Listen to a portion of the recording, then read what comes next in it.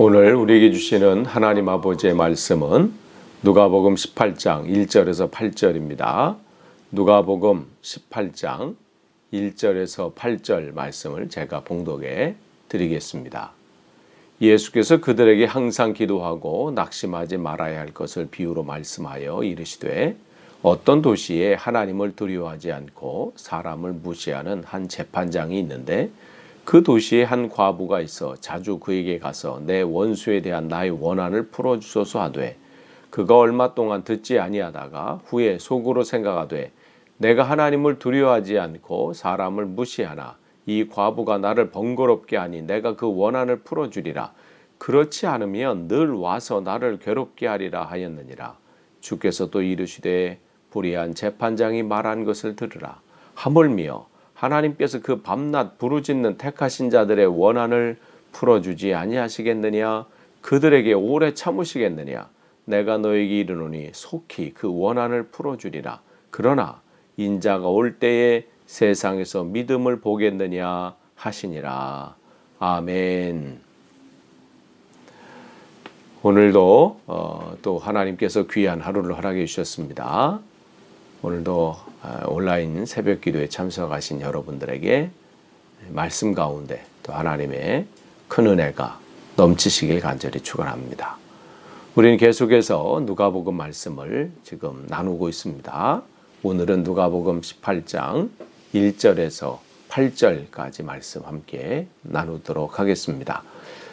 그저께와 어제 말씀 여러분 기억하시면 누가복음 17장 20절서부터 37절까지 하나님의 나라에 대해서 질문하는 바리새인들이 질문했죠. 언제 하나님의 나라가 임합니까? 또 제자들은 어느 곳으로 임합니까? 이런 질문 앞에 주님께서는 하나님의 나라는 다른 데 있지 않고 너희 가운데 있다. 너희 안에 있다. 이렇게 말씀을 하시고 또 하나님의 나라는 어떠한 것인지 쭉 설명을 하셨죠. 오늘은 이어지면서 그러면 우리가 하나님의 나라 다시 오실 주님을 기다리는 가운데 있는데 그 재림을 기다리면서 또 다시 오실 그 하나님의 나라를 기다리면서 무엇을 해야 되느냐, 막연하게 있는 것인가? 그런 것이 아니라 해야 될 일 중에 하나를 오늘 말씀하시죠. 그게 뭐냐면 1절서부터 보면 예수께서 그들에게 항상 기도하고 낙심치 말아야 할 것을 비유로 말씀하여 우리가 다시 오실 그 주님, 다시 하나님의 나라를 기억하면서 또 기다리면서 해야 될 것은 뭐냐면 기도하는 삶이에요. 기도한다는 것은 뭐냐면 다른 게 아니에요. 무슨 내 사정을 아뢰고 내 상관과 형편, 물론 그것도 중요하지만 내 생각과 마음과 모든 것을 누구를만 의지한다는 거예요. 하나님께만 집중한다는 우리의 고백이지요. 나는 하나님만 의지합니다. 나는 하나님만 바라봅니다. 세상이 어떠한 상황이 어떻게 간다 할지라도 세상 사람들은 다 세상으로 간다 할지라도 세상은 변하고 어떤 상황 속으로 어떻게 된다 할지라도 나는 오로지 주님만을 신뢰하고 주님만을 의지합니다. 그 마음이죠. 그러면서 어떻게 해요? 낙심치 않는 거예요. 이렇게 기도하는데도 여전히 상황은 변하는 것이 없고 상황이 여전히 이런 답보 상태 이런 가운데 있다 할지라도 어떻게 해요? 주님만을 의지하고 낙심치 않고 낭망치 않는 것을 말씀하시면서 그것을 이제 비유로 말씀하시는 거예요. 그 비유를 말씀하시는데 이전에 이르시되 어떤 도시에 하나님을 두려워하지 않고 사람을 무시하는 한 재판장이 있다. 이렇게 말씀하세요. 이제 비유를 말씀하시는 거예요. 하나님을 두려워하지 않고 사람을 존경하는 일이 없는 거예요. 다 자기 아래에 있어요. 무시합니다. 이러한 한 재판장이 있어요. 당시에 보통은 이 재판장, 이 재판관은 누가 했냐면 서기관들이 했습니다. 율법학자들이죠. 그 서기관들이 이 일들을 담당하게 됐는데 구약 성경에 의하면 이 재판장은 이 재판관들은 하나님을 두려워하는 마음을 가지고 이 일들을 감당해야 했습니다. 우리가 또 잘 아는 사사들이 있잖아요. 그들은 어떤 일들을 하는 사람들이에요. 그들은 거기서 보면 그 사사, 미슈파트, 샤파트 이렇게 되어 있는데 히브리어로 그 뜻은 뭐예요? 하나님이 하나님의 무슨 심판하든 분별하든 결정하든 판단하든 선택하든 뭘로 하는 거예요? 자기 감정, 자기 생각이 아니라 뭐예요? 하나님의 마음으로. 하나님 마음으로 선택하고 분별하고 결정하고 판단하고 심판하고 판결을 내리는 사람들이 이 사사였는데 재판관들이 바로 그런 사람들이죠. 근데 지금 여기 있는 이 본문에 나오는 이 재판장은 어떤 사람이에요? 하나님의 마음을 가지고 하기는커녕 어떻게 하나님을 두려워하지 않는 거예요. 그러니 어떻게 자기 생각대로 자기 감정대로 자기 판단에 자기에게 이득이 되느냐 아니냐 이거에 따라 결정하는 거죠. 그러니 무슨 사람을 무슨 생각하겠어요? 그의 인권을 생각하겠어요? 그에게 돈이 되느냐 안 되느냐 이게 더 중요하죠. 그 사람이 나에게 어떤 이득이 되느냐, 그 사람이 잘 나가는 사람이냐 아니냐 이걸 판단하기에 바쁘죠. 그러니까 그렇지 못한 사람은 어떻게 해요? 무시하는 거예요. 돈 되지 않고 가난하고 힘없고 연약한 자는 무시하기 일쑤예요. 이게 바로 지금 이 사람의 캐릭터고 지금 현재 모습이죠. 그러니까 자기 이권에 따라서 이익에 따라서 움직이는 자죠. 우리가 이 사회 속에서 이러한 재판관이 없도록 우리는 기도할 뿐입니다. 우리 또 생각과 또 우리 기대만큼 되지는 않지만 그래도 정말 이 시대에 어떠한 상황 속에서도 법대로 판결하고 또 그렇게 하기를 바랄 뿐이고 기도할 뿐이죠. 어려운 시기를 보낼 때마다 드러나게 돼 있잖아요. 그가 진짜 그 시대에 그 맡겨진 일들을 잘 감당하고 있는지는 우리가 드러나기 마련입니다. 그러면서 이제 근데 그러한 지금 재판장이 있는 그 도시에 누가 있냐면 3절에 한 과부가 있다 이렇게 돼 있어요. 이 재판장이 관할하는 또 그 관할하는 지역에 그 과부가 살고 있었는데 당시에 일반적으로 과부 이렇게 하면 그 당시에는 지금과는 다르게 그 당시에는 대부분 과부하면 이제 가난한 사람들이었습니다. 그래서 근데 이 가난한 이 과부가 무슨 일을 당했어요? 정말 그 사람을 원수라고 생각할 수밖에 없는 억울한 일을 당한 거예요. 얼마나 억울했으면 그냥 그 한 사람이 그냥 원수처럼 느껴지는 그리고 용서가 안 되는 그런 상황이에요.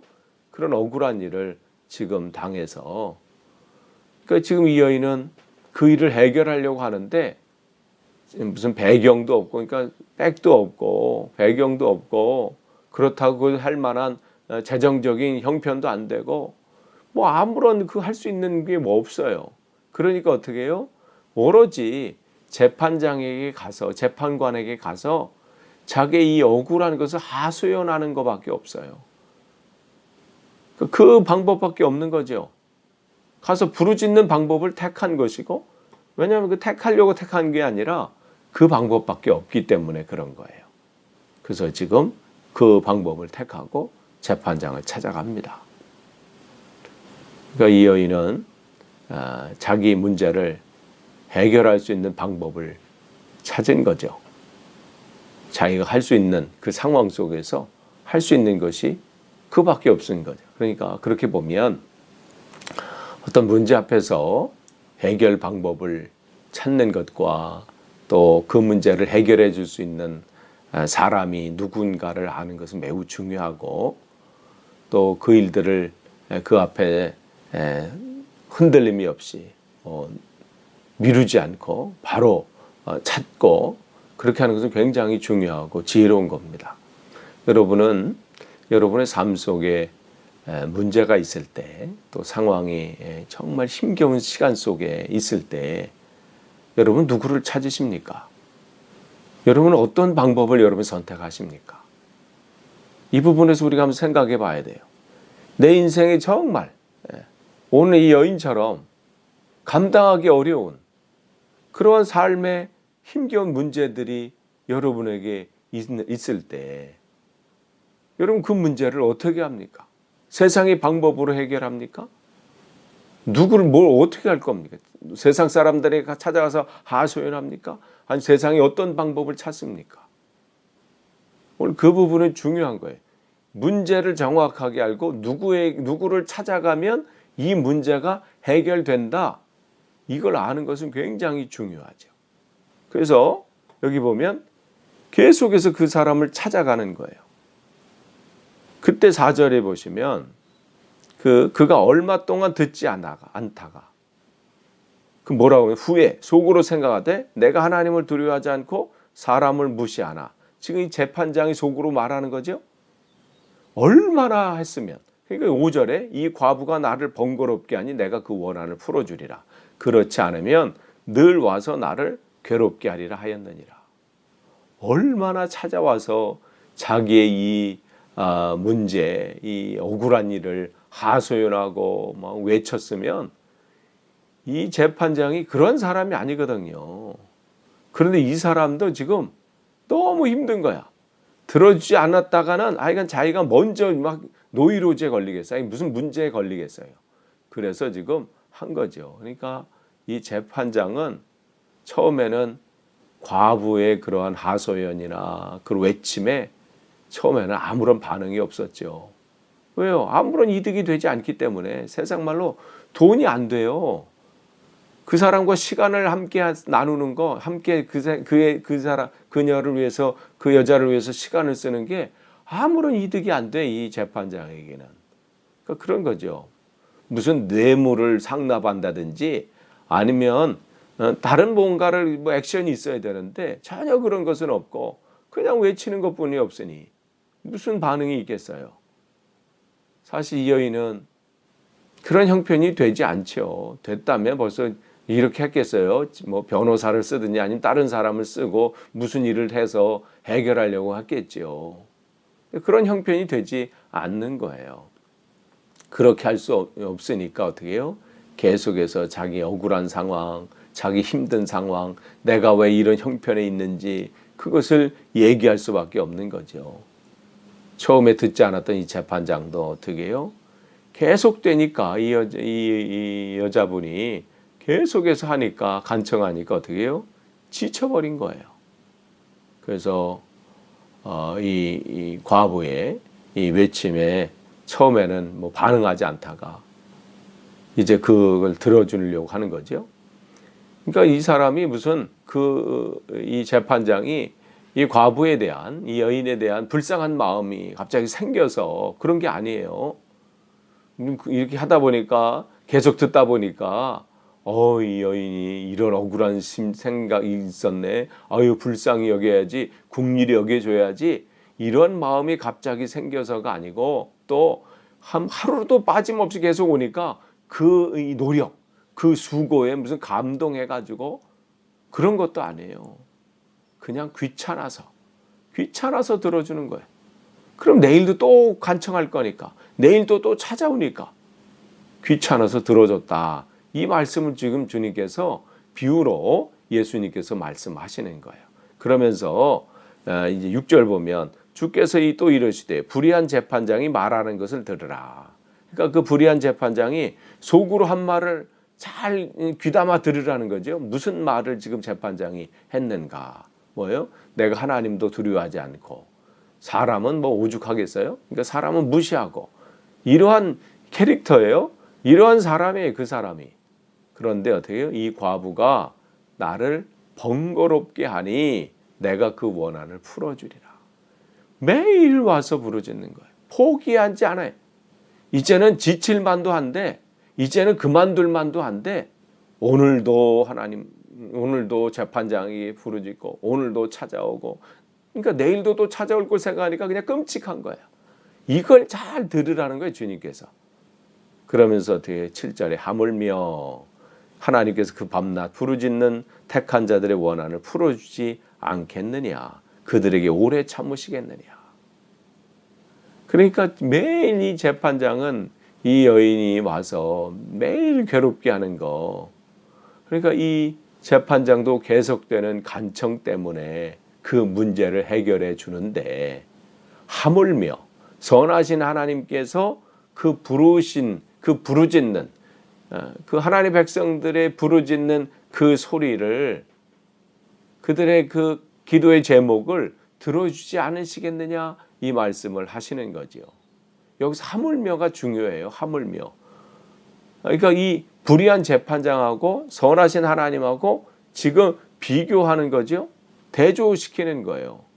부패하고 그야말로 그냥 악한 그 재판장도 계속해서 귀찮을 정도로 간청하니까 그녀의 원한을 풀어주었다면, 선하신 우리 하나님께서는 오죽하시겠냐는 거예요.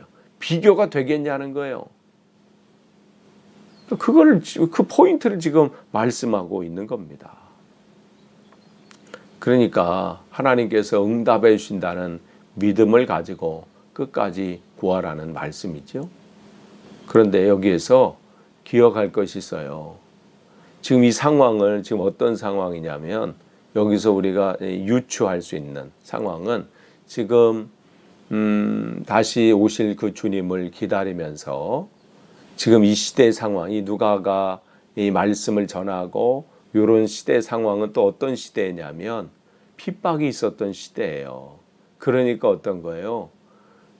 이 복음을 증거하면서 하나님의 나라가 이 땅에 오기를 기다리면서, 어제 우리 17장 20절에서 37절 그 말씀, 그 속에 기억할 것은 다시 오실 그 주님, 하나님의 나라잖아요.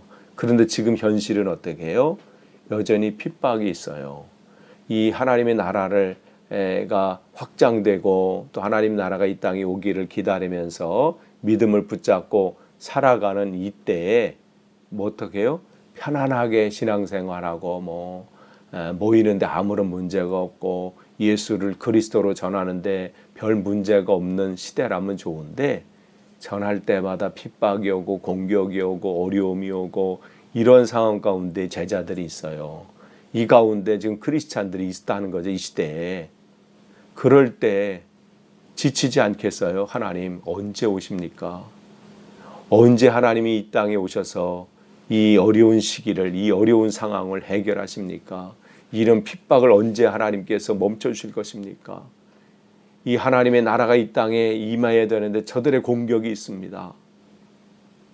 우리가 하나님의 말씀을 선포하는데 공격들이 있습니다. 어려움들이 있습니다. 주여 어서 오시옵소서 하는데 오늘도 내일도 기다리는 가운데 있지요. 바로 그런 가운데 있을 때 어떻게 해요?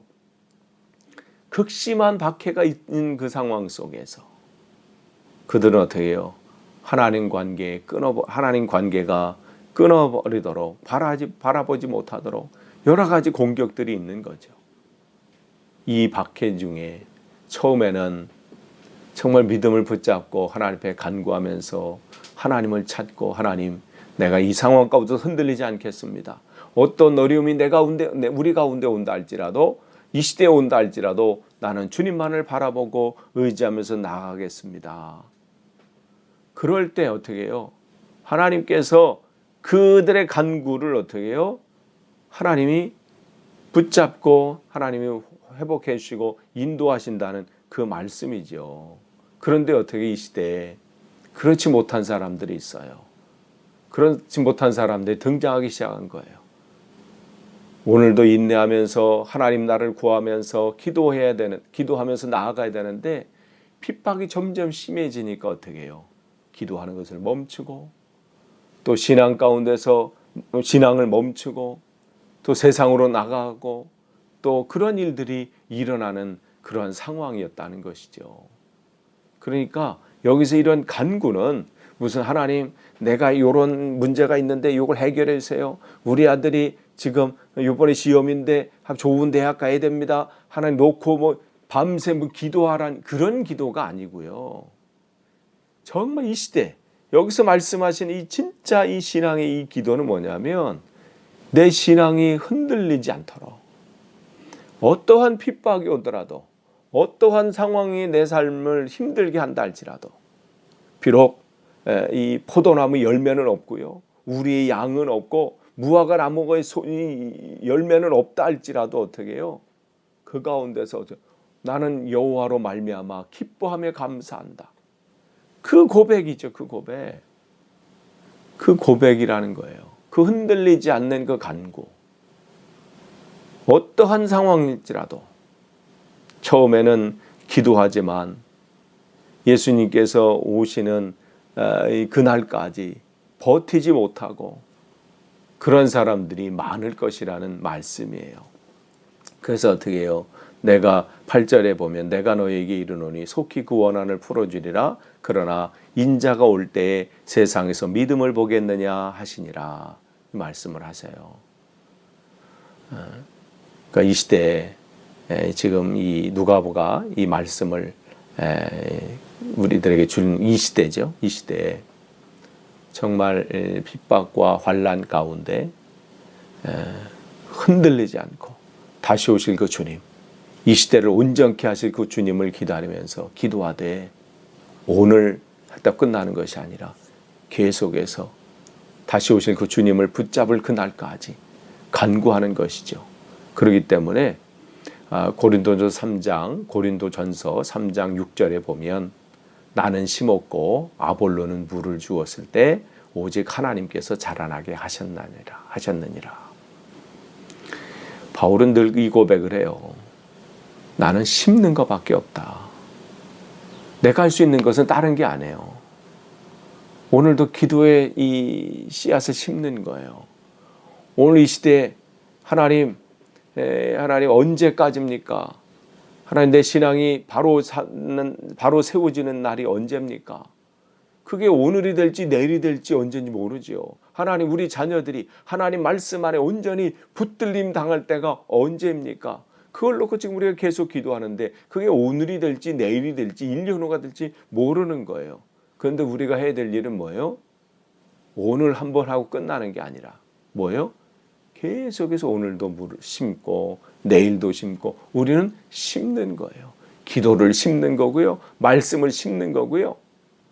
하나님의 오늘도 하나님의 그 전도의 씨앗을 심는 거예요. 그러면 어떻게 해요? 하나님이 자라게 하셔요. 지금 그 말씀하시는 거예요.